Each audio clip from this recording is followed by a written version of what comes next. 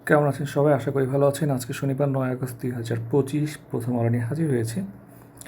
দেখেন, বাস্তবায়ন পদ্ধতি নির্ভর করছে দলগুলোর উপর। সংস্কার প্রস্তাব, অনেকগুলো প্রস্তাব নিয়ে আলোচনা হচ্ছে, কিছুতে ঐক্যমত আসতেছে, কিছুতে আসতেছে না।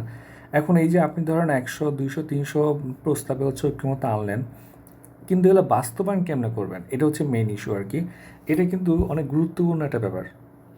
কিন্তু এই গভর্নমেন্টের আসলে কোনো ধরনের প্ল্যানই নাই, ছিল না যে বাস্তবায়ন কেমনে করবে কিংবা কখন করবে। ফেব্রুয়ারিতে নির্বাচন হইলে আপনারও কিন্তু এখন হচ্ছে আপনার অগাস্ট, ঠিক আছে? অগাস্ট হুট করে শেষ হয়ে যাবে। সেপ্টেম্বর, অক্টোবর, নভেম্বর, ডিসেম্বর 4 মাসের মধ্যে আপনি আরও আলোচনা করবেন, বাস্তবায়ন করবেন। এবং আগে একসময় বলা হয়েছিল যে আপনি ওরা করবে, আপনার গণভোট করবে, গণভোটের মাধ্যমে হচ্ছে এটা নিয়ে কাজ করবে, কিন্তু এখন তো এটা সুযোগও নাই। মানে আমার মনে হয় যে এই গভর্নমেন্টটা খুবই তাড়াহুড়া করতেছে এবং সংস্কার নিয়ে খুবই লেট করে ফেলছে, নির্বাচনে তাড়াহুড়া করতেছে। শেষ পর্যন্ত যেটা হবে যে এগুলো এমনিতেই কোনো কাজেই আসবে না। কোনো একটা দল ক্ষমতায় আসবে, তারপরে কিছু কিছু আপনার হয়তো দুই একটা বাস্তবায়িত হবে, বাকি সবগুলো ভুলেই যাবে মানুষজন। এবং এটা আসলে এই যে বিপ্লব বলেন বা অভ্যুত্থান বলেন, এটা আসলে অত বেশি প্রাসঙ্গিক থাকবে না আর কি। এটা সব দুঃখের ব্যাপার। গাজা সিটি পুরোপুরি দখলের পরিকল্পনা ইসরায়েলের, এবং হচ্ছে এরকম একটা আপনার পরিকল্পনার অনুমোদন করেছে গতকাল নেসেট। এবং হচ্ছে আপনার এটা সাইন করেছে ইসরায়েলের প্রধানমন্ত্রী নেতানিয়াহু, এবং তিনি হচ্ছে এটা কনফার্ম করেছেন। এটা নিয়ে অনেক আগে থেকে কথা বলতেছি যে ইসরায়েল আসলে কী চায়। ইসরায়েল মূলত হচ্ছে পুরা গাজা স্ট্রিপটা পুরা পুরা প্যালেস্তিনকে দল করে ফেলতে যাচ্ছে, এটা হচ্ছে মেইন ইস্যু। ওকে, আর মাঝখানে হচ্ছে অস্ট্রেলিয়া, ফ্রান্স, কানাডা, হ্যাঁ, ওরা বলতেছে ওরা স্বাধীনতার ঘোষণা করবে। এগুলো হচ্ছে আইওয়াস। ঘোষণা করলেই ফ্রান্স যদি এতই বেশি পছন্দ করে প্যালেস্তাইনকে কিংবা হচ্ছে অস্ট্রেলিয়া, তাহলে ওরা আবার অস্ট্রেলিয়া দিচ্ছে কেন? হ্যাঁ, আবার ওরা আপনার ইউএনে হচ্ছে আপনার ইসরায়েলের পক্ষে ভোট দিচ্ছে কেন? দেখেন যে রাস্তায় থাকা ব্যাগ খুলতেই বেরিয়ে এলো খণ্ডিত লাশ, গাজীপুরের টঙ্গীতে এমন ঘটনা ঘটে। মানে এছাড়া দেখেন নাটোরে গলা কেটে এই গাড়ি চালককে হত্যা করা হয়েছে, মৌলভীবাজারে ছুরিকাঘাতে হচ্ছে ব্যবসায়ীকে হত্যা করা হয়েছে। মানে এগুলা খুব বাড়ছে এখন। ওপেনলি আপনার কোপায় মেরে ফেলতেছে সাংবাদিককে, কিংবা হচ্ছে আরেকজনকে মারধর করতেছে, সবাই ভিডিও করতেছে, পুলিশ অ্যারেস্ট করতেছে, বাট এগুলো কিছু হচ্ছে না। এই ধরনের একটা অপরাধের সংস্কৃতি যদি বিল্ড হইতে থাকে, মানুষ আস্তে আস্তে ভয় পাওয়া শুরু করবে। অলরেডি মানুষ ভয় পাচ্ছে। একসঙ্গে নির্বাচনের প্রতিশ্রুতি থেকে সরবে না বিএনপি, বৈঠকে বলছেন তারেক রহমান। এই পেজগুলোতে তেমন কিছু নাই। দেখেন কী কী বিষয়ে দলগুলো ঐক্যমত্য হয়েছে, এটা কিন্তু একটা ভাইবা বা পরীক্ষার জন্য গুরুত্বপূর্ণ। দেখেন, 62টা বিষয়ে ঐক্যমত্য হয়েছে। তার মধ্যে হচ্ছে স্থানীয় সরকার প্রতিষ্ঠানের নির্বাচন, জেলা কাউন্সিল প্রতিষ্ঠা, আপনার রাজনৈতিক দলকে তথ্য অধিকার আইনের আওতায় আনা, সুপ্রিম কোর্টের বিচারক নিয়োগ, সুপ্রিম কোর্ট সচিবালয় প্রতিষ্ঠা, স্থায়ী অ্যাটর্নি সার্ভিস প্রতিষ্ঠা, আইনজীবীদের আচরণবিধি, গণহত্যা ও ভোট জালিয়াতির সঙ্গে জড়িত কর্মকর্তাদের বিরুদ্ধে স্বাধীন তদন্ত কমিশন, অনেকগুলো হয়েছে আর কি। দ্বিতীয় পর্ব হচ্ছে 20টার উপরে আলোচনা হয়, 12টা ভিন্নমত ছাড়া হচ্ছে 11টা বিষয় ঐক্যমত হয়, যেমন হচ্ছে সংসদীয় স্থায়ী কমিটির সভাপতিত্ব, নির্বাচনী এলাকায় সীমানা নির্ধারণ, রাষ্ট্রপতি ক্ষমা বিষয়ক বিধান ইত্যাদি।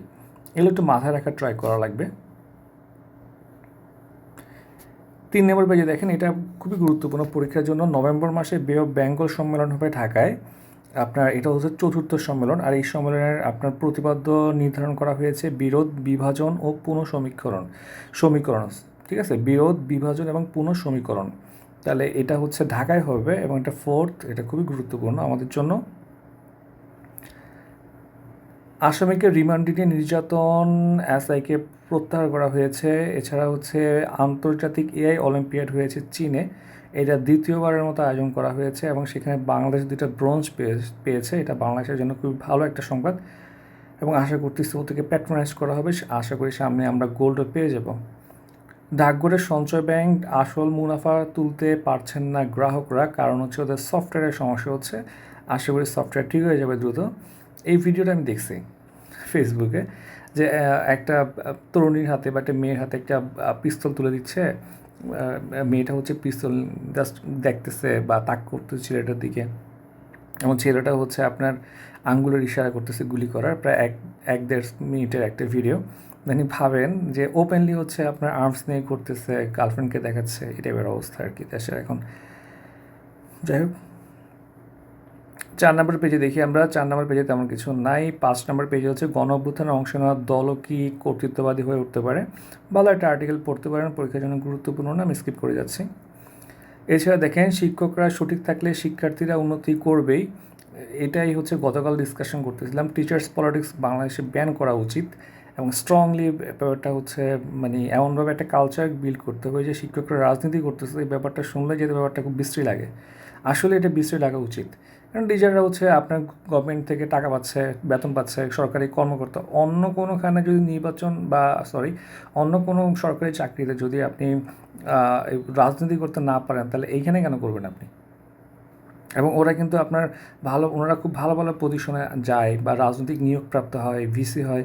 সো রাজনীতি করার মাধ্যমে এখানে কনফ্লিক্ট অফ ইন্টারেস্ট ক্রিয়েট হতে পারে বা এজেন্সির প্রবলেম ক্রিয়েট হতে পারে। হ্যাঁ, সো এটা নিয়ে ডিসকাশন করা উচিত।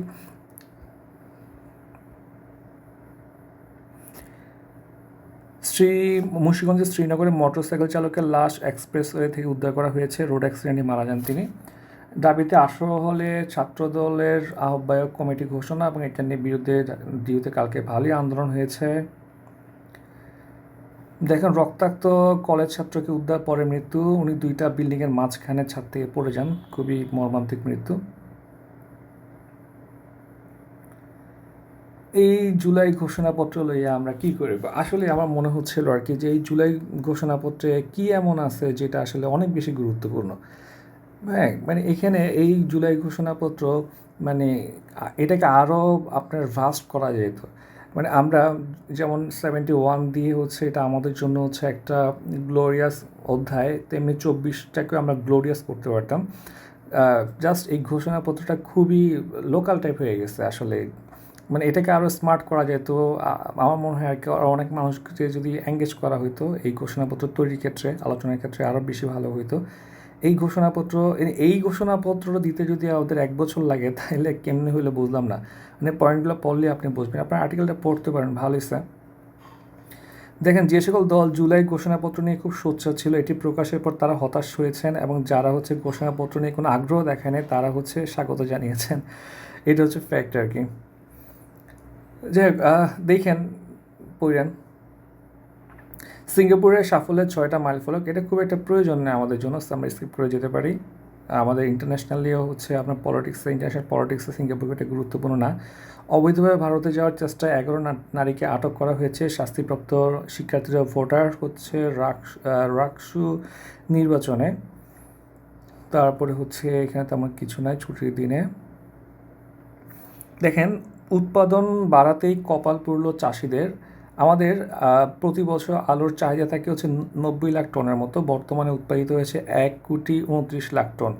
দেখেন যে আপনার গত বছর আপনার আলুর দাম বেশি ছিল কেন? কারণ হচ্ছে আলু উৎপাদিত হয়েছিল 90 টনের কম, ঠিক আছে? 90 টনের কম উৎপাদিত হওয়ার কারণে হচ্ছে সাপ্লাই কম ছিল, দাম বেড়ে গেছে। গতবার যেহেতু দাম বেড়ে গেছে, এইবার হচ্ছে অনেক বেশি কাল্টিভেশন হয়েছে, সো এবার প্রোডাকশন হয়ে গেছে প্রায় 1,20,00,000-এর মতো, যেটা আবার আমাদের চাহিদার চেয়ে বেশি। সো এবার দাম কমে গেছে। সো এবার যদি দাম কমছে, আগামীবার অবশ্যই মানুষ আপনার আলু উৎপাদন করবে না, আবার দামটা হচ্ছে কী হবে, বেড়ে যাবে। এইটা হচ্ছে একটা পুয়ার আপনার মার্কেট ম্যানেজমেন্ট, টোটালি একটা ফেলিওর অফ আপনার হচ্ছে অথরিটি অ্যান্ড গভর্নমেন্ট। আপনার এই উৎপাদনের ক্ষেত্রে হচ্ছে আপনার কীভাবে ব্যাপারটাকে ম্যানেজ করা যায় এইটা নিয়ে কোনো কাজই করতেছে না। দেখেন এটা হচ্ছে উৎপাদন ব্যবস্থাপনা বড় একটা ব্যর্থতা, যে আপনার কতটুকু জমিতে কতখানি আলু উৎপাদন করতে এঙ্গেজ করা লাগবে, বা উৎপাদনের চেয়ে বেশি উৎপাদিত করতে গেলে হচ্ছে সরকারিভাবে হচ্ছে সেটাতে একটু ডিমোটিভেট করা, বা আরও কিছু আপনার রুলস রেগুলেশন করা যায়। রুলস রেগুলেশন না হোক, কিছু ধরনের স্টেপ নেওয়া যায় যাতে করে হচ্ছে সাপ্লাই আর ডিমান্ড মোটামুটি কাছাকাছি থাকে। মানে এত বেশি হবে না যে আপনার প্রতি কেজিতে 10 টাকা লস হবে, আবার পরের বার হচ্ছে আবার 10 টাকা 15 টাকা বেড়ে যাবে। অর্থাৎ আমাদের হচ্ছে কৃষি সেক্টরটা নিয়ে আসলে কারো কোনো মাথা ব্যথা আগেও ছিল না, এখনও নাই। সো কৃষকরা সবসময় বাস খাচ্ছে এবং হচ্ছে এটার কারণে আপনার কনজিউমাররা ক্ষতিগ্রস্ত হচ্ছে। কৃষক যেভাবে হচ্ছে এইবার হচ্ছে কনজিউমাররা কমটাই খেতে পারতেছে, আগামীবার কিন্তু দাম বেড়ে যাবে, তাহলে কনজিউমারকে বেশি খরচ করতে হচ্ছে। তাহলে বাজার ব্যবস্থাপনা নিয়ে হচ্ছে আমাদের আসলে অনেক বড় একটা কাজ করা উচিত। পাল্টা শুল্কের প্রভাব ভারতে ক্রয়াদেশ স্থগিত করছে বড় মার্কিন ব্র্যান্ডগুলো। এটা মূলত সুন্দর একটা আর্টিকেল হয়, টাইটেল হয় নাই।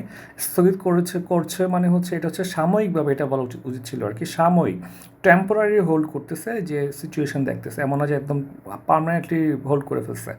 এনবিআর এর কর্মবিরতি ও পাল্টা শুল্কে রপ্তানি কমেছে 12%।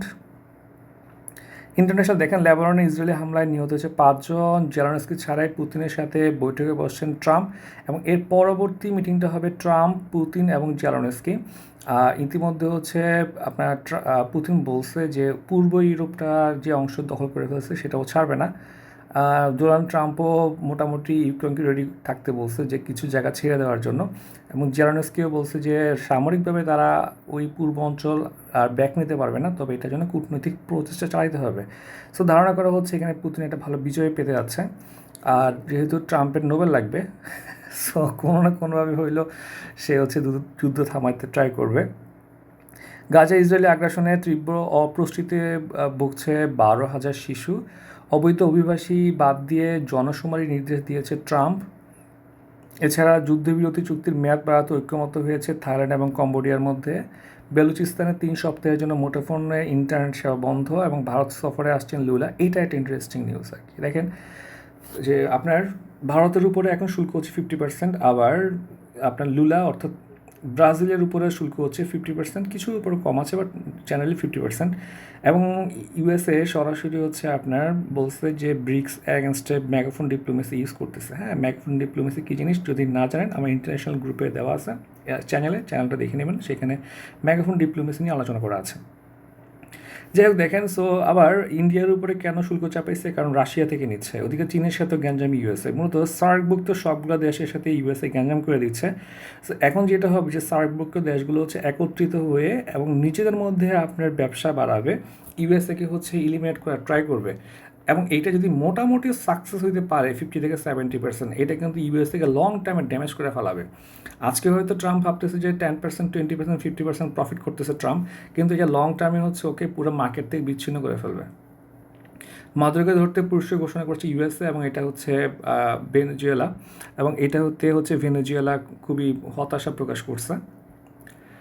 এখানে তেমন কিছু নয়। শেষ পেজে দেখি আমরা, দাবিতে ছাত্রদলের কমিটি প্রতিবাদে মধ্যরাতে বিক্ষোভ হয়েছে, দেয়াল ভেঙে পালানোর চেষ্টা, ফাঁসির 3 জন আসামি কাশিমপুর কেন্দ্রীয় কারাগারে।